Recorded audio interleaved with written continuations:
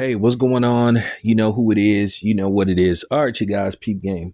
I want you to listen to this video. It's starting to make its waves, around, these internet streets. And people are giving their opinion on what they heard and what this individual expressed in the video. Now, I'm going to break this down.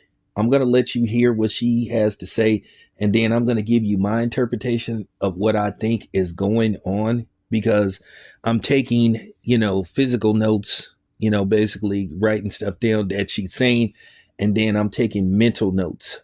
So I want you to hear what this person has to say, and then I'm going to, pause the video and give my take on the situation, and then I'm going to close it out. So check this out. So I ghosted my boyfriend on New Year's Eve, and I have not spoken to him since. Before I get into this, I just want to say that me and my boyfriend, we have been together for a year. Well, almost a year, 11 months. A year on February 2nd, we will have been together. Okay? My boyfriend is also 34. Grown man. He also is a homeowner, has a pretty good job, and also has a business that he's starting. So let's start there, right? So recently, obviously, like you all know, I've become unemployed. And I have not been able to find a job. I've put in like 30 applications a day. I've got nothing, like barely even an interview. I've gone on 2 interviews. So I've been literally struggling, and I no longer have the funds to afford these bills. Okay. Anyways, okay, I'm gonna keep it together for this. I'm not gonna get stressed out. I no longer have the funds to afford these bills. It's something so crazy about having hundreds of thousands of dollars one day and then the next day having nothing. But that's what's going on right now. And so I am vulnerable with my man, and I go, hey, I'm gonna need to like stay with you for a little while I get myself together. Like, I don't have anything on the rent. And so I'm going to need to move with you while I get myself together. Mind you, I said he has his own house, his own 3-bedroom apartment in a nice neighborhood. He also has a best friend. His best friend lives with him, mind you, and has been living with him for however many years. He's like lived there almost the whole time he's lived there. And so I'm like, if his best friend can live with him, why not his girlfriend, you know? So I'm like, hey, I need a place to stay. Which, honestly, in hindsight, I shouldn't even have to ask for that. He knew I was struggling. He should have said, hey, let me take something off of your plate. Like, come stay with me so that you can breathe and get this. If he really cared about me, he would have said that, but he didn't. He sat there and he watched me struggle and then watched me get to the point where I was like, hey, I just need a break. Like, I'm literally so depressed. I'm losing my mind. I can't find anything. Can you please help me? And he said, no. He said, no. He said, no, you cannot live with me. Mind you, living with him is free. It doesn't cost him anything. He said, no.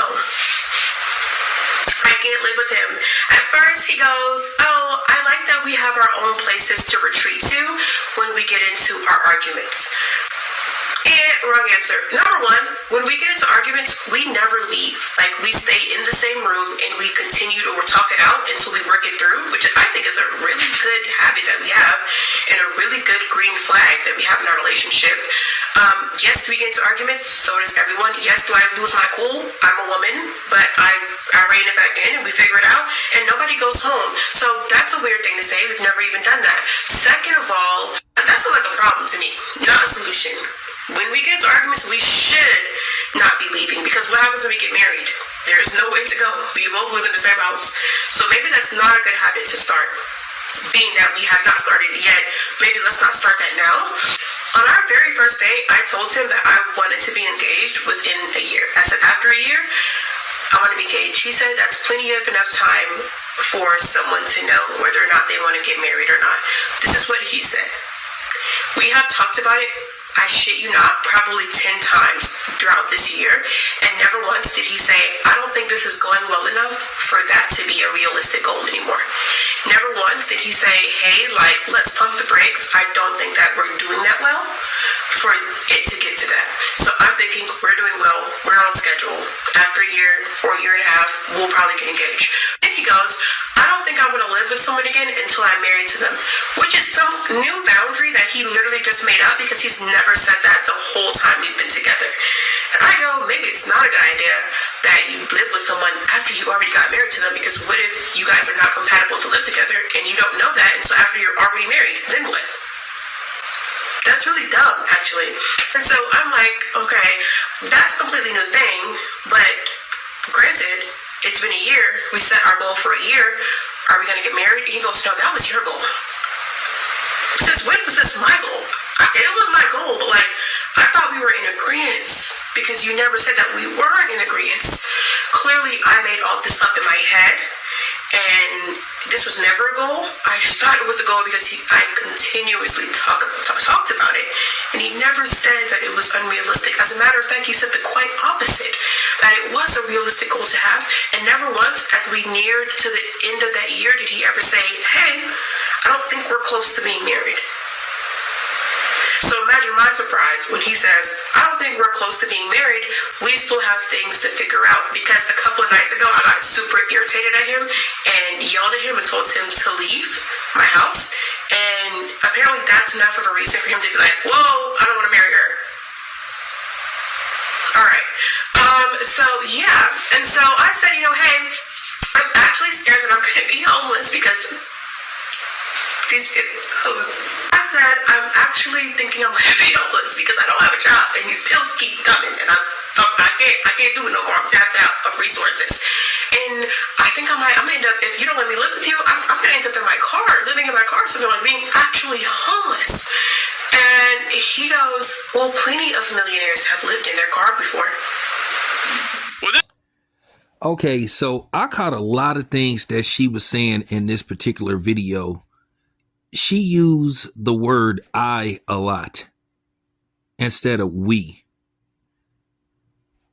So she's telling me right now, based off how she's talking, she's a very demanding person. And she seems to be all about herself. She said that the dude never said he agreed with her, but he never said he did. If the man doesn't say he agrees with you and never answers the question, in all likelihood, he doesn't agree with you. And he basically he basically wanted to see how this pans out. And apparently it was not to his liking. And first of all, she says that on the first date, she tells this dude her expectations. Like why would you even share all this type of information on the first date? And I keep telling you this in retrospective, the black woman's biggest Achilles heel is her mouth. She know how to destroy a conversation and a vibe by instantly opening up her mouth and saying something dumb. Black women a lot of times are vibe killers. And I hate to say this, and don't come on here talking about, please don't generalize all black women. I'm not, but based off my experience, I'm a 50-year-old man. So I've seen a lot. I've witnessed a lot and I've heard a lot. But you have to tell the truth. And I'm not finna water down what I have to say. And this is just real talk. Now, some people are saying, well, her boyfriend may not be. Who cares about that? That's irrelevant. And it just comes across as this lady has all these demands, typical of a woman, have all these demands and standards and try and call the shots. And at the same time, she said that she told them that she needs to move in, or that she was moving in. She didn't say that she asked them. You can't assume nothing. She comes across as a person that was trying to get into the house, and then she would try to take over this dude's house. She's the type of person that will move into your house, and then all of a sudden it becomes her house. She's the type of person that would move a friend in or a relative in and wouldn't even ask your permission. So you have to watch women like her. And obviously this dude wasn't into her. He tried to see how it would work, but basically he saw some signs. First of all, if you saying you was sitting on hundreds of thousands of dollars and all of a sudden you wasted it, says that you're bad with money. Because if you had access to hundreds of thousands of dollars, which I don't believe, and then based off how she's dressed, okay, she's showing me that she's bad with money. Usually she would try to support her case by looking her best. And she looks, I'm just keeping it 100. She looks mediocre. She looks mediocre to say the least, and I'm not trying to be mean. But I took a lot of notes. She is a me person and an I person. Them type of people are dangerous. And then for her to say it's free for her to live there. No, because whenever you bring somebody into your household, the bills go up. Food, gas, electricity, all that kind of stuff, it automatically goes up. The more people you have in your house, the more your bills go up. That's just not accurate what she was saying.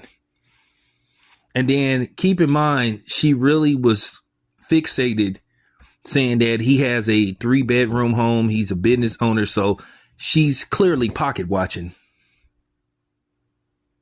Because there's another video, a longer version of the video. She was just breaking down all the things that he had.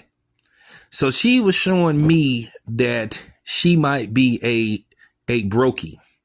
Or basically, she's not telling the whole story about what happened with her job. She might be what you would call a take care of me hoe. Or excuse me, a take care of me person. That basically, I wouldn't be surprised if she quit her job or she intentionally got fired. And then when the dude said that she couldn't move in, then she started to look for employment after the dude said, I don't know about that. And then sometimes I think that is a little too soon. But I mean, she had all these expectations talking about at least a year and a half. We should be engaged. Like, lady, slow down. Slow down. She went on the first date. She went from 0 to 100. First of all, you need to see if you even want to continue to date this person.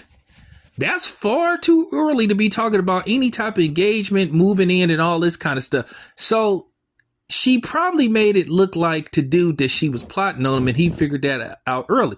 Now, of course, him being a man, he probably was like, okay, I'm going to knock her down a few times.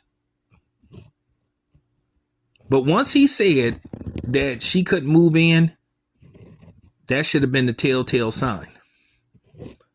And it's something about her and her demeanor is telling me that she's not telling the whole story. And based off how she's talking in the video, she's showing me that she's all about herself. Whenever a person say me, I, and never say we, us, you need to be wary of those type of women. And I just think that she was just basically plotting to get into that dude's house and basically sit up in the house and not do nothing. Because I have to tell you something. I don't know where they're at. I don't know what city she's in. But in California, you have to be careful of that. You have to be careful about letting people move into your house and stuff, because it's very hard to get people out of your house, especially in California, and especially with women.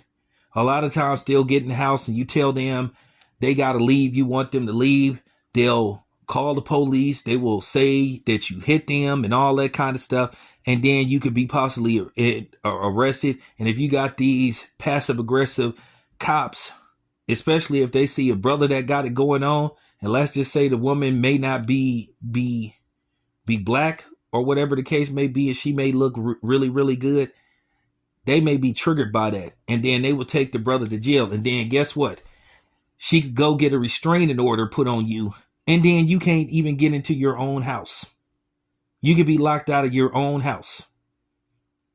And then you got to go through all these steps to get this person out of your house. And it could cost you thousands of dollars.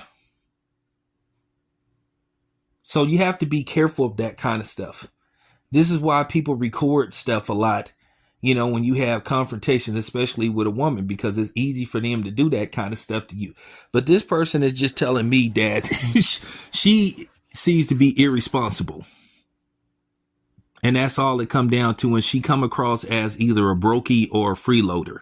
I just believe that there's something that she's not telling us, that she's leaving out. But of course, she's playing victim. She's trying to shame the dude and make everybody feel bad for the dude.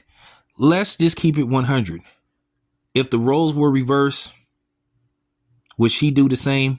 How many videos you hear about women talking about they're not going to settle, they're not going to do this, they have standards and all this kind. See, here we go. Once again, if a man has standards, all of a sudden he's shamed. He's attacked. So to this lady, I wish her the best of luck. But when she said she ghosted her boyfriend, seems to me like he ghosted you and that he mentally checked out a long time ago. Or you could have just been a side piece from the gate. But to sit up here and just have all these demands on the first date, like, that's absurd. I would look at a person crazy if they told me, well, here's my plan. Like, wait a minute. This is the first date. And this is what I'm talking about. In these particular situations with women, they love talking about what a man better have and what he should have and all this kind of stuff. They love to talk about what they expect and what you're supposed to do. You're going to spend this. You're going to spend that. I'm not going here. I'm not going there. We're going to eat at this restaurant. But they'll have a fit if you ask them for some pussy on the first date. For real. But nevertheless, this is all I have to say about this. This is your boy Town Biz. I'm out.